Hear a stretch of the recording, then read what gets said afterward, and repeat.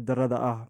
dacwad oogayaasha ayaa sheegay in ay heleen dukumiintiyo la xiriira shaqada hay-addan baaritaanka lagu wado, waxaana laga shakisan yahay in hay-addani ay ku lug lahayd cadaalad isku horgudbid iyo dacwado kale oo la xiriira hanaanka shaqo ee bangiyada. bishii luulyo ee sanadkii hore ayaa isla xununtani ay boolisku galeen. baraaziilna guddoomiyaha maxkamadda sare ee dalka louis fogis ayaa ku eedeeyey madaxweynaha dalka bolsonaro in uu weerar ku yahay dimuqraadiyadda. hadalkan ayaa yimid kadib markii uu madaxweynuhu ku dhiirigeliyey dadka in ay ka hor yimaadaan go-aan ka soo baxay maxkamadda, sida uu sheegay guddoomiyaha maxkamadda sare ee baraaziil. madaxweynaha ayaa maalin ka hor u sheegay taageerayaashiisa in uusan u hoggaansami doonin go-aan uu soo saaray mid ka mida garsoorayaasha maxkamadda sare. maadaama uu jiro nidaam dimuqraadiya oo xooggani, maxkamadda sare marnaba aqbali mayso in loo hanjabo oo la handado oo su'aal la geliyo madax bannaanideeda iyo in la cabsi geliyo marka ay gudanayso waajibaadkeeda iyo shaqadeedaba.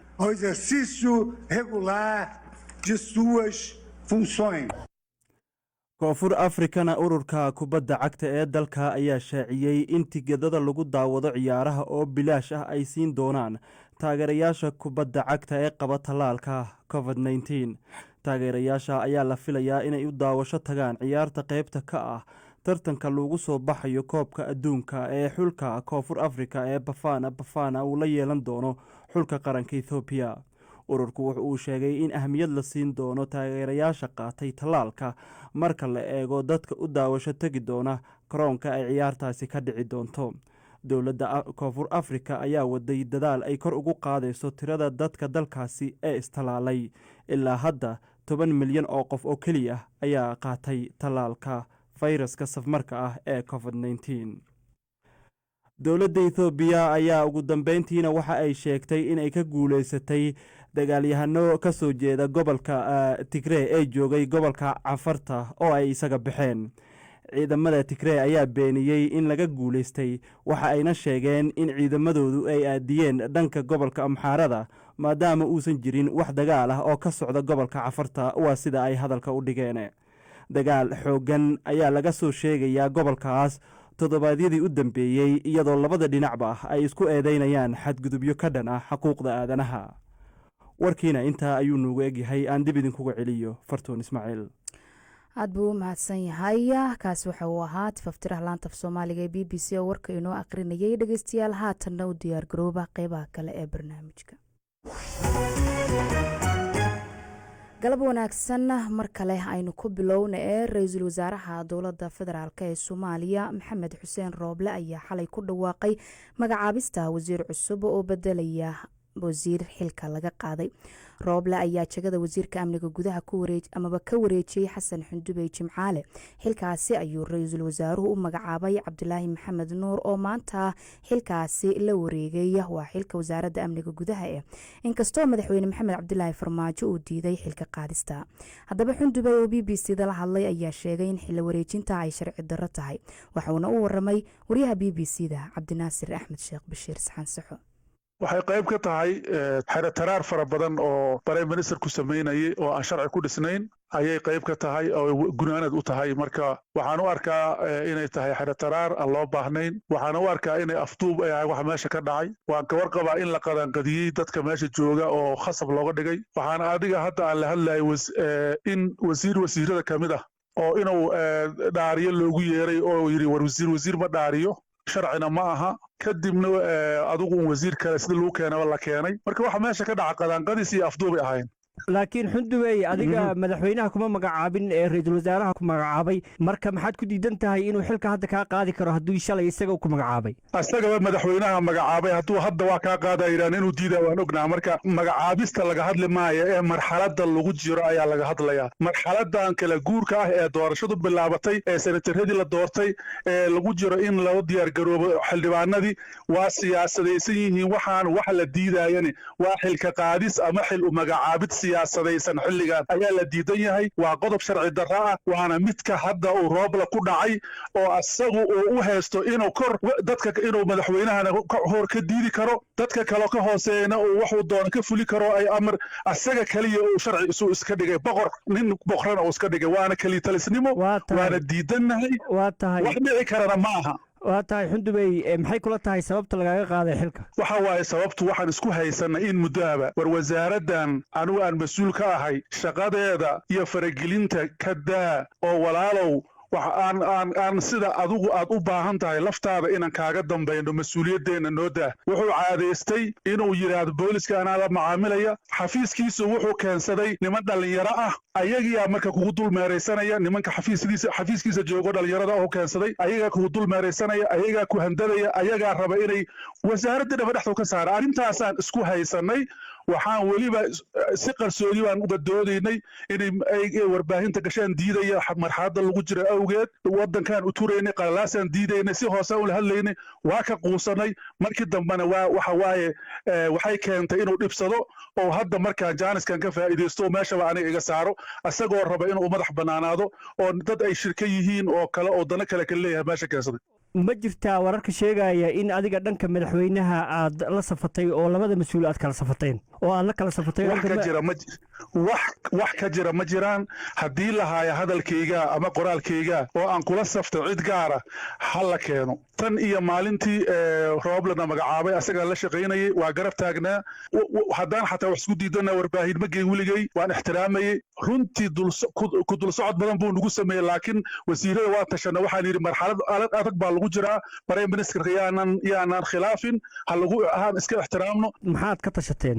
waxaa aad looga hadlay prime ministerka xerataraarkiisa iyo inuusan ilaalinayn structureka iyo qaabdhismeedka maamulka ayaan aad uga cabanay annagoo fara badan. kadibna waxaan yidhi asagaa u tagna dhowr jeer, waxaan yidhi warniya waxaan sax ma aha, structureka iyo maamulku sida u dhisan yahay ila isku ixtiraamaa fiican. markuu nala fahmi waayey kadib waxaan yidhi marxaladda la marayo awgeed aan ka indhalaabanno, aan u dul qaadanno, aan kula shaqayno. marka hadduu asagu hadda wasaaraddeedoo kale taliya qaybeed isaga yeerto ama uu taliyaha u yeerto ama wax kastoo sameeyaba inuu siduu rabo u fulino annagoo marxaladda lagu jiro iyo waddanka duruufoo ku jira tixgelinayna. madaxweynaha iyo ra-iisul wasaaraha khilaafkooda waxaa ubuc u ah arrinka ku saabsan taliyaha nabad sugidda iyo sirdoonka qaranka oo ra-iisul wasaaraha uu qabo in ay tahay wakaalad hoos imaanaysa wasaaraddaada ama wasaaradda amniga hoos imaanaysa, sidaa darteedna uu yahay qofkaasi agaasime, isagana uu xaq u leeyahay inuu xilka qaado. halka madaxweynaha uu leeyahay waa taliye anaa soo magacaabay, cid kalena kama qaadi karto. adiga turjumaadaada sharciga, xagga sharciga iyo sida aad mas-uuliyadaada maxay kula tahay? doodaasi maxaad ka qabtaa maadaama wasiirkii aad ahayd ama aad tahay wasiirka amniga gudaha? nabad sugidda iyo booliiska iyo laanta socdaalku waxay toos hoos yimaadeen wasaaradda amniga, hoos u yimaadaan. go'aan kasta oo laga qaadanayo na waxay ahayd inuu igala tashado prime ministerku ay ahayd hadduu go'aan qaadanayo. madaxweynaha iyo asaga tan ka dhexaysa gaar waaye, laakiin aniga iyo asaga tan naga dhexaysa waxay ahayd inuu igala tashado go'aanka uu qaadayo. tallaabooyinkii oo lagaalama tashan in Yaasiin Faray la magacaabo, lagaalama tashan oo Fahad Yaasiin xilka laga qaado? maya, fiiri, fahad in xilka laga qaado lagalama tashan, jenaraal bashiir la magacaabo lagalama tashan. waxa aniga arrintaa ku saabsan oo Rooble igala tashada ma jiraan, haddaan runta kuu sheego. waxaad iga jawaabtaa su-aal kale oo ku saabsan adigoo hadda xilka ra-iisul wasaaraha uu kaa qaaday waana diidan tahay inaad xilka ka degto, ma tegaysaa xafiiska wasaaradda amniga? hadda meesha anigu horta mooryaanin kuma shaqeeyo oo mooryaanin ma rabo. hadda waxaan maqlayaa xilka waa la wareejinaya, ma aqal cidda wareejinaysa. haddii system iyo nidaam iyo kala dambayn lagu soconayo waata aan kuu sharxay, waana midda aan u baahannahay. keligii talisnimo uma baahnin. hadday mooryaanayn tahay waa sida hadda socoto laleeyahay wasaaraddii xilkaa la wareejinayaa, marka waxa anuu kama qaybgalaya noocaasa, sharcina ma aha. haddaan hab sharciya laymarsin anigu wasiirkii weli anaa ah, wixii wasaaradda ka dhacan afduubaan u haystaa meesha ka dhacay. kaasi waxa uu ahaa wasiir xasan xundubey jimcaale oo u waramayey wariyaha b b c da cabdinaasir axmed bashiir.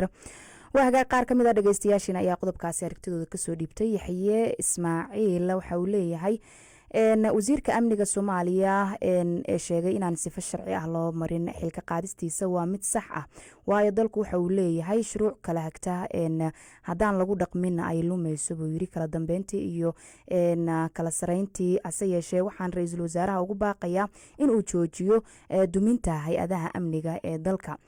farxaan axmed cabdulle oo beledweyne jooga ayaa isna wuxuu leeyahay wasiirka amniga gudaha ee xilka uu ka qaaday ra-iisul wasaare Roble oo ka horyimid xilka qaadistiisa waa mid cirkas ku sii dhejinaysa khilaafka u dhexeeya hay-adaha dowladda, balse waxaa ila haboon in hoos loo xaliyo khilaafkaasi. waaga kuwaasi waxay ahaayeen qaar ka mid ah dhageystayaasheena oo Facebook inoogu soo gudbiyay aragtiyadooda. haatanna iyadoo weli uu taagan yahay khilaafka u dhexeeya madaxweyne maxamed cabdilaahi farmaajo iyo ra-iisul wasaare maxamed xuseen Rooble ayaa waxaa saaka kulan isxog waraysi ah ku yeeshay xarunta hay-adda nabad sugidda iyo sirdoonka qaranka hogaanada kala duwan ee ciidamada dowladda Soomaaliya. haddaba wararkii ugu dambeeyay ee shirkaasi iyo xaaladda guud ee magaalada sida ay tahayba waxaa soo eegay oo haatan stuudiyaha igula sugan wariyaha BBC-da cabdinaasir axmed sheekh bashiir. cabdinaasir, maxaa u dambeeyey? fartuunay aad iyo aad u mahadsan tahay. saacad kasta oo ka mid ah maanta iyo shalay iyo caawaba waxaa isbedelaya oo soo kororta. waxyaabaha isbedelayana xawli bay ku socdaan. isbedeladuna aad bay u waaweyn yihiin mararka qaarkoodna waa iska yar yihiin. tusaale wasiirka cusub ee xalay la magacaabay cabdulaahi axmed nuur oo xildhibaanadii baarlamaanka ka mid ahaa ayaa maanta loo dhaariyey wasiirnimadiisa. waxaa lagu dhaariyey gudaha wasaaradda amniga gudaha, iyadoo oo ay dhammaan shaqaalihii inta badan ee wasaaraddaasi ka shaqeynayay joogeen. waxaa xusid mudan ra-iisul wasaaraha ayaa joogay oo goobjoog ka ahaa dhaarintaasi. sidoo kale wasiirka cadaaladda cabdiqaadir maxamed jaamac ayaa isaguna dhaariyey wasiirka cusub. wasiirka cusub oo hadlayna wuxuu sheegay inuu howshiisa dardargelin doono.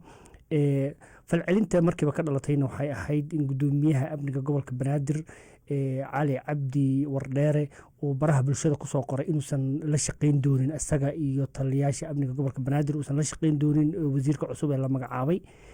sidoo kale sida aad u sheegtaba taliyayaasha dhammaan taliyayaasha waa ay kulmeen. waxaana xusid mudan inuu kasoo dhex muuqday taliyihii uu dhowaan magacaabay madaxweynaha yaasiin faray. hase yeeshee lama sheegin mas-uuliyadda uu meeshaasi ku matalayay, inkastoo dad kale oo mas-uuliyiin kale ay meesha fadhiyeen oo dhammaan taliyayaasha ay fadhiyeen.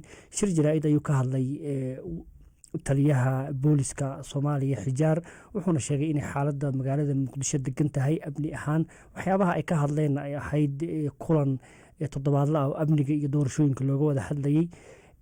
arrimahan taagan oo dhan fartuunay waxay dhalisay hadal hayn badan oo arrimaha baraha bulshada oo dadka ay aad uga walaacsan yihiin, siyaabo kala duwan u falanqeynayaan, lana kala safanayaan labada xafiis ee madaxweynaha iyo ra-iisul wasaaraha.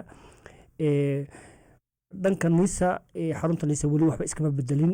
waxaa ku sugan sida wararka noo xaqiijinayaan yaasiin faray oo madaxweynaha soo magacaabay. sidoo kalena weli sareeya guud bashiir goobe hadal lagama hayo warbaahinta u sheegay. welina ma uusan tegin xaruntii loo magacaabay ra-iisul wasaaraha u magacaabay. waxayna u muuqataa in khilaaf uu sii socdo. waxyaabihii hadda ugu dambeeyey dhacayna waxay ahayd in madaxweynaha koonfur galbeed cabdicasiis laftagareen iyo qaar ka mid a wasiirada ay la sheegay inay la kulmayaan madaxda ugu sarsare iyagoo isku dayaya in ay waanwaan ka dhex keenaan labada mas-uul. waa tahay aad buu mahadsan yahay. kaasi waxa uu ahaa cabdinaasir saxan saxo oo inooga waramayey xaaladii u dambeysay ee magaalada. waa hagaag weli wararkii soomaalida ayaan ku guda jirnaaye.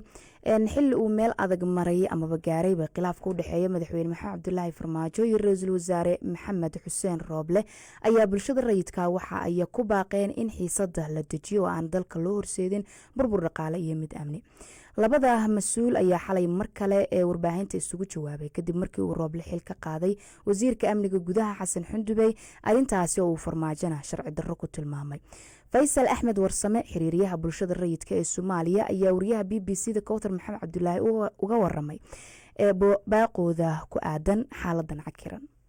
baaqa aan soo saarnay wuxuu daaray arrimaha hadda taagan haysadka xukuumadda dhexdeeda ah oo madaxweynaha ra-iisul wasaaraha oo runtii arrin khilaaf aad u khatar u ah dalka oo khilaaf siyaasadeed ah kaasoo saameyn weyn ku yeelan doona haddaan soomaalidu u istaagin arrimaha dhaqaalaha siyaasadda iyo dadka soomaaliyeed oo dhibaatooyin badan oo amni iyo duruufo ku nool iyo arrinta ugu weyn oo doorashooyinka la rajaynayay oo rajadoodii iyaguna adag tahay haddaan arrintaa laga gudbin oo laga heshin. maxaad ku salayseen cabsidiina ah in khilaafkan uu saameyn karo amniga iyo dhaqaalaha dalka? waxaan ku salaynay waxyaabaha socda maalmahan oo mar walba soo baxayaan waraaqo iyo fariimaha laysu marinayo social mediaha iyo waraaqaha socda oo ama xilo la magacaabayo ama xilo la burinayo taasoo arrinta hogaanka ugu sarreeya dalka hore wasaaraha madaxweynaha u dhexaysa haddii ay saa ku socotana ay arrimuhu tegi doonaan in ay burburiso sistemka dowladnimo ama nidaamka dowladnimo soomaalida oo awalba iska dabacsanaa runtiina ay khatar ku tahay in ciidanku qaybsamo inay qaybsamaan awoodda dowladnimo halkaasna dee wax hadda la qaban karo inaan la qaban kari waayo marka ilaah waxaan ka baryana inuu arrintaas uu heshiisiiyo oo dadka soomaaliyeed u istaagaan dhammaan culimada haweenka waxgaradka soomaaliyeed in hawshaa laga dadaalo oo khatarna ay ku keenayso nidaamkeena iyo amnigeena aadka u jilicsan. khilaafkan waxa uu u muuqdaa mid dastuuri ah marka ka bulsho rayid ahaan yaad u aragtaan inuu saxsan yahay?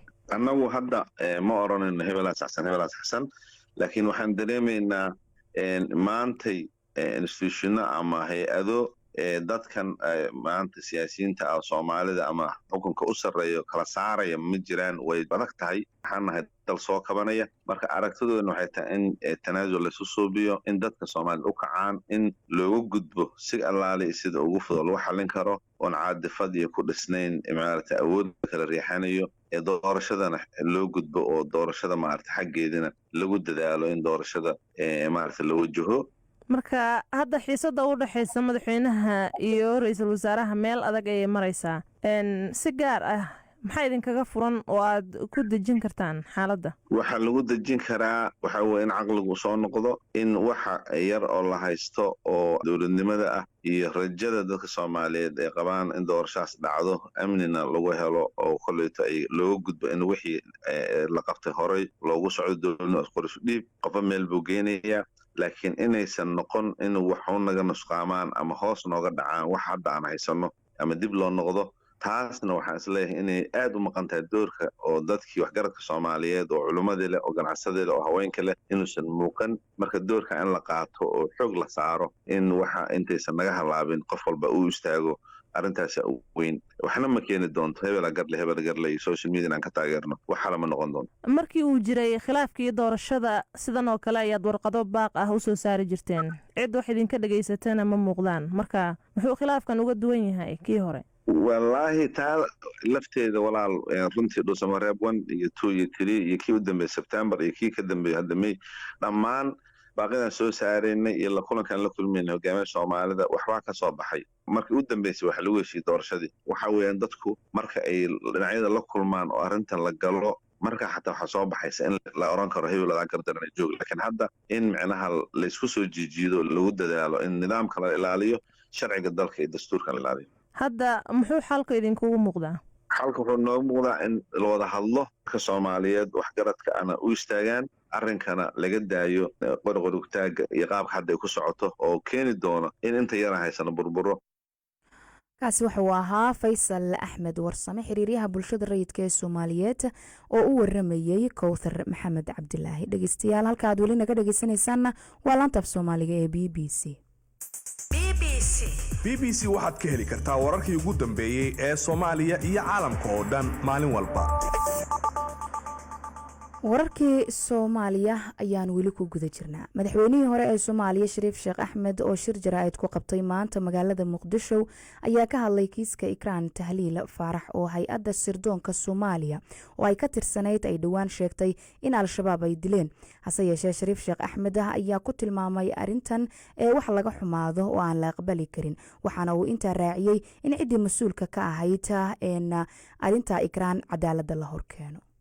ikraam runtii ma astaahilin in la dilo gabar Soomaaliyeed wax baratay u soo banbaxday inay qarankeeda iyo dadkeeda u shaqayso waajib ahayd in la ilaaliyo nafteeda iyo sharafkeeda in ay ka mudato hay'adii ay ka shaqaynaysay ama cid xiriir la leh ama si kastaba inay nafteeda weyso runtii wax aad iyo aad looga xumaado waaye waana arrin runtii aan la aqbali karin aad iyo aad u foolxun muujinaysana mas'uuliyad darro aad iyo aad u weyn marka waxaan leenahay gabadhaas waa inay cadaalad heshaa waa in mataqaanaa ciddii mas-uulka ka ahayd la hor keenaa cadaalad intaas waxaan rabaa inaan sii raaciyo qofka hay-adaha amniga u shaqeeya hadduusan nabad helin qof kalena nabad ma helaayo marka dadka Soomaaliyeedna sida uga dhidhiyan ku mahadsan yihiin shariif sheekh axmed oo hadalkiisa sii wata ayaa sheegay in khilaafkii ka dhashay kiiska ikraan tahliil uu nasiib darro yahay isla markaana uu caqabada ku noqon karo howlaha doorashooyinka amaba doorashada ee socota waxa uu sheegay in khilaafkan soo kala dhexgalay madaxweyne maxamed cabdilaahi farmaajo iyo ra-iisul wasaarihiisa maxamed xuseen rooble uu niyadjab ku keenayo rajadii shacabku ay ka qabeen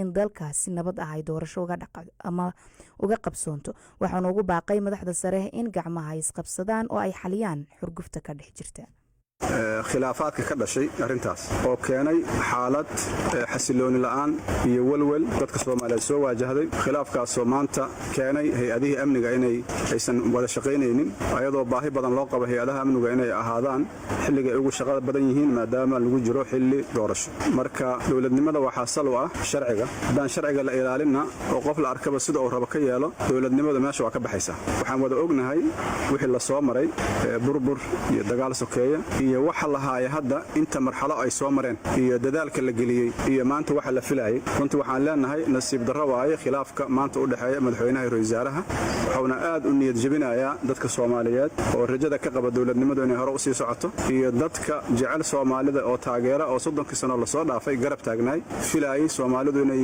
mataqaanaa cagahooda ku istaagaan dowladnimadu baahdo meel walba gaarto qof walba oo dareemo nabad iyo sharaf iyo xurriyad iyo cadaalad maanta waxay ahayd maalin loo socdo doorasho loo soo maray dhibaatooyin fara badan kadibna lagu heshiiyay doorashadu inay dhacdo khilaafkan wuxuu caqabad ku yahay qabsoomida doorashooyinka oo kullama ay sii daahaan ay soo bixi karaan dhibaatooyin cusub oo keeni kara doorashooyinku inaysan qabsoomin ama u qabsoomin sidii loogu talagalay marka waxaan leenahay madaxda qaranka mas'uuliyad weyn ay idin saaran waxaa laga fiiriyaa qofka madaxda ah meeshuu wax ku dhammeeyo ku gabagabayna dagaal iyo khilaaf ee ku gabagabeeya inaad gacmaha isqabsatiin khilaafkiina xallisatiin doorashadiina sidii loogu talagalay ay u socoto kaasi waxa uu ahaa madaxweynihii hore ee Soomaaliya Shariif Sheekh Axmed dhageystayaal barnaamijkii muusiga iyo salaamaha oo maanta oo kala qaybta dambe dunida iyo maanta aad ka dhageysataan ayaa inoo soo socday sidoo kale warbixino kale balse haatan madaxweynaha Uganda Yoweri Museveni ayaa ku hanjabay inuu ciidamadiisa kala baxayo Soomaaliya kadib markii uu soo cusboonaaday khilaaf soo kala dhexgalay madaxweynaha Soomaaliya Maxamed Cabdilaahi Farmaajo iyo ra-iisul wasaare Maxamed Xuseen Rooble Uganda ayaa noqotay dalkii ugu horeeyay ee ciidamo u dira Soomaaliya kuwaasi oo hoos imanaya ciidamada nabad ilaalinta midowga Afrika faahfaahinta warkana waxaa inoo haya Cabdulqaadir Yuusuf Cali waraysi uu siiyey warbaahinta France 24 oo hawada laga sii daayay khamiista maanta ah ayuu madaxweyne Museveni ku sheegay inuu ka daalay muranada siyaasadeed ee aan dhammaadka lahayn ee ka socda Muqdisho. arrinta Soomaaliya waa in ciidamada gudaha aysan mas'uuliyadooda ka adkayn haddii ay sidaa samayn lahaayeenna dhibaatada mar hore ayaa la xallin lahaa kuma jiri karno xaalad qasan waa inaynu xaaladda si dabiici ah u hagaajinaa jirku waa inuu awoodaa inuu isdifaaco sababtoo ah haddii uusan jirku isdifaaci karin taas micnaheedu waa in aad la dhibaatoonayso aidi siyaasadeed. Uganda ayaa ka mid ah dalalka ugu badan ee gacanta ka geysta howlgalka midowga Afrika ee Soomaaliya oo taageera ciidamada Soomaaliya ee dagaalka kula jira Al-Shabaab isagoo ka jawaabaya khalalaase siyaasadeed oo la mid ah kan haatan taagan oo ka dhacay Soomaaliya sanadka markuu ahaa 2011 ayuu Museveni waxa uu ku khasbay madaxda inay isu tanaasulaan taas oo keentay in uu iscasilo ra-iisul wasaare Maxamed Cabdulaahi Farmaajo oo haatan ah madaxweynaha Soomaaliya. Museveni ayaa xilligaasina ku hanjabay inuu ciidamadiisa kala baxayo Soomaaliya. tan iyo markii ay meesha ka baxday dowladdii dhexe ee soomaaliya waxa uu dalka soo maray marxalado kala duwan iyo dowlado isaga kala dambeeyey xukunka hase yeeshee aasaaskii maxaakiimta iyo dagaalkii dhex maray iyaga iyo etoobiya oo dhacay sannadkii 2007 ayaa waxay beesha caalamka go'aan ku gaartay in soomaaliya la geeyo ciidamo nabad ilaalin ah kuwaas oo haatan tiradoodu ay gaarayso ilaa 18,000 oo askari. yuganda ayaa noqotay dalkii ugu horreeyey ee ciidamo u soo dira soomaaliya iyagoo hoos imaanaya howlgalka nabad ilaalinta ee afrika ee 2017 ciidamada ugu badan ee nabad ilaalinta ee haatan u jooga soomaaliya kana tirsan amisom ayaa ah kuwa yuganda oo intooda badan ku sugan magaalada muqdisho. dhowr toddobaad ka hor yuganda ayaa ciidamo kale u dirtay magaalada muqdisho kadib markii qaraarkii qaramada midoobey ee bishii maarso uu kordhiyey howlgalka midowda afrika ee soomaaliya ilaa diseembar ee sannadkan. madaxweyne museveni ayaa sheegay in go'aanka ka bixitaanka lagala tashan doono midowda afrika hase yeeshee waxa uu sheegay inuu aaminsan yahay in ay wanaagsan tahay in dadka iyaga dalkooda difaacdaan. dabcan haddii aysan ciidamada gudaha u istaagin amniga sababtoo ah ciidamada dibadda horta anigu maba aaminsani joogitaanka militari shisheeye haddii ay dhacdana waa inay ahaato muddo aad u xadidan sababtoo ah markii aan doonaynay inaan isaga baxno waxaynu doonaynay in aan ciidamadeenna la baxno balse dadka ayaan ka ahaan weynay waa inaynu kala xaajoonnaa midowda afrika balse innagu waxaan qabnaa in dadku iyagu ay isdifaacaan. xiisadihii siyaasadeed ee ugu dambeeyey ayaa horseeday in si isku mid ah loo kala magacaabo wasaaradda amniga soomaaliya iyo hay-adda sirdoonka. tallaabadaas oo halis ku ah inay carqaladeeyaan howlgallada amniga ee dalka oo aan markii horeba caga badan ku taagnayn. kormeerayaasha caalamiga ah ayaa walaac ka muujiyey in khilaafka u dhexeeya farmaajo iyo rooble uu dibudhac ku keeni doono hannaanka doorashada ee socda.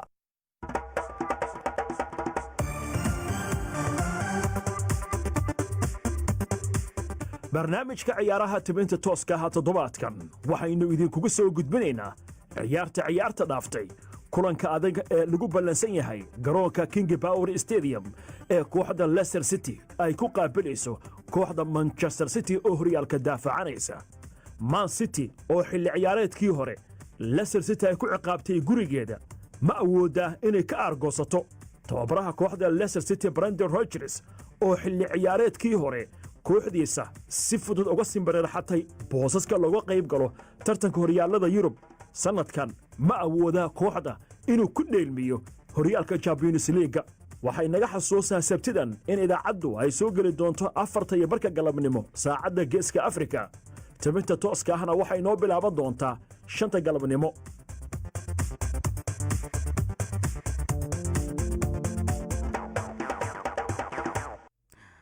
waa hagaag ciyaarihiina waa inoo soo socdaane haatanse dibadbaxyo ayaa mar kale ka socda wadooyinka dhowr magaalo oo ka tirsan Afghanistan kuwaasi oo looga soo horjeedo cadaadiska ay Taliban dadka ku saarayso in ay guryaha joogaan. banaanbaxayaal badan ayaa isugu tagaya meel u dhow safaaradda Pakistan ee Kabul iyadoo dagaalyahanada Taliban ay rasaaso ku fureen si ay u kala ciiriyaan sida ay sheegeen dadka mudaharaadaya. faafahinta warkaasina waxaa inoo haysaa Faadumo Macalin Abuukar. dibadbaxyo badan ayaa laga soo sheegayaa gobolada Barwan iyo Nimruz. sawiro laga soo qaaday ayaa muujinaya dhaawac soo gaaray 2 wariye oo shalay soo tabinayay dibadbaxyada. waxaa la sheegay in si xun loo garaacay kadib markii ay Taliban ku xireen magaalada Kabul. sawir qaade Nimratullah Naqdi oo warbaahinta la hadla ayaa sheegay in mid ka mid ah Taliban uu lugta ka saaray madaxa kadib